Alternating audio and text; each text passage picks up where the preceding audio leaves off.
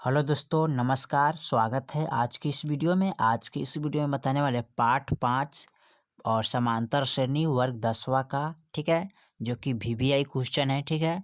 और सवाल को हम हल करेंगे। सवाल यानी कि ऑब्जेक्टिव क्वेश्चन है, ठीक है, जो कि ये ऑब्जेक्टिव और सब्जेक्टिव में भी सवाल पूछा जा सकता है, ठीक है।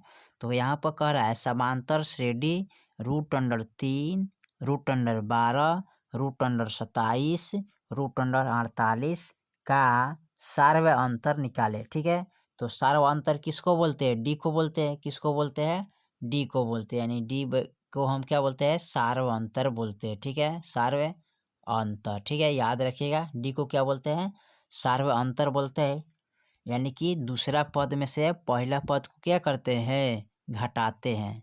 तो हमारा जाके सार्व अंतर का मान यहाँ क्या होता है? निकलता है, ठीक है। तो चलिए इसको हल करेंगे। सार्वंतर कैसे निकाला जाएगा, ठीक है। तो इसमें सार्वंतर निकालने के लिए तो इसका मान हमें ज्ञात करना, ठीक है। तो कह रहा है समांतर श्रेणी √3, √12, √27, √48 का सार्वंतर निकालना है। तो चलिए किस तरह निकालते हैं। तो सबसे पहले यहाँ पर लिखेंगे क्या इनको, यानी कि √3, √12, ठीक है, √27, √48, ठीक है। तो देखिए कितना पद है? 1 2 3 4। क्या है?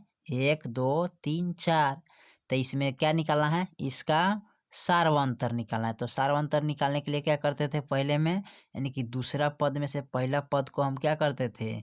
घटा देते थे। तो इसमें से जब घटाइएगा √12 में से √3, तो कितना बचेगा? यानी कि √6, यानी पर 4 है ना, यानी कि यहाँ पर 12 है ना। तो 12 में से 6 गया, कितना बचेगा यहाँ पर आप लिख सकते हैं ना। तो यहाँ पर √अंडर कितना आ जाएगा? 9 आ जाएगा, ठीक है। 9 3 कितना होता है? 10 11 12, ठीक है। तो यहाँ पर 12 हो जाएगा। तो उस तरह इसमें नहीं करना, इसमें करना क्या है, इसको आप लिख सकते हैं √अंडर, ठीक है। कितना लिखिएगा इसको? 1 × 3 लिख सकते हैं, चाहे √3 भी लिख सकते हैं, कोई दिक्कत नहीं। कामा इसको लिख सकते हैं कितना? 4 तिहाई, कितना लिख सकते हैं इसको? 4 तिहाई 12, यानी कि 4 × 3, ठीक है। कामा इसको लिख सकते हैं 27 है। तो 9 × 3, 9 3 27, कामा, ठीक है।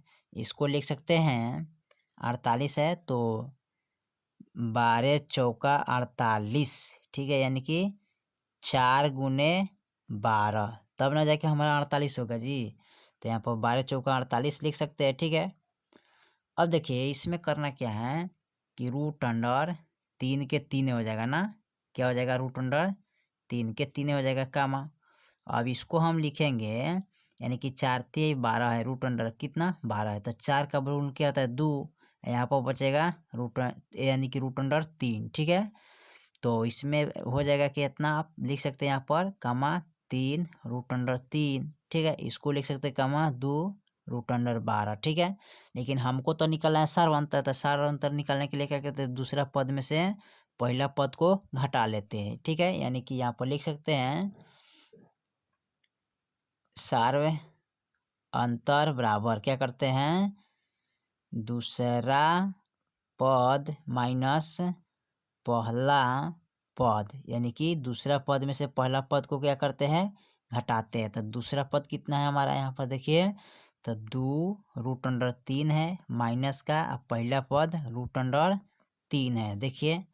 अब यहाँ पर एक भी रख सकते हैं, एक का वर्गमूल 1 होता है, यहाँ भी एक रख सकते हैं, इसमें एक छिपा रहता है, कोई प्रॉब्लम नहीं होगा, ठीक है।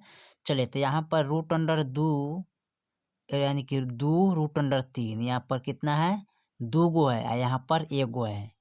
बात समझिएगा। यहाँ पर दो √3 कै गो है? 2 गो है, और यहाँ पर 1 गो है। तो जब 2 में से 1 घटाएंगे तो कितना बचेगा? 1 ही ना बचेगा जी। 1 √3 बचेगा। तो एक इसमें क्या आता है? छिपा रहता है। लिखिएगा तैयो ठीक है, और ना लिखिए या इस तरह लिख सकते हैं √3, ठीक है। तो देखिए यहाँ 2 √अंडर है, √3, यहाँ पर 1 √3 है। तो 2 में से 1 घटाइएगा तो बचेगा क्या? 1 √3, यानी कि √3, ठीक है। तो यही आपका आंसर हो जाएगा, यानी कि ठीक है, लिख सकते हैं √3, ठीक है। यही आपका आंसर हो जाएगा, ठीक है। तो इसी तरह आप इस सवाल को हल कर सकते हैं बहुत आसान तरीका से, ठीक है। तो फिर मिलते हैं अगले वीडियो में, तब तक के लिए जय हिंद जय भारत।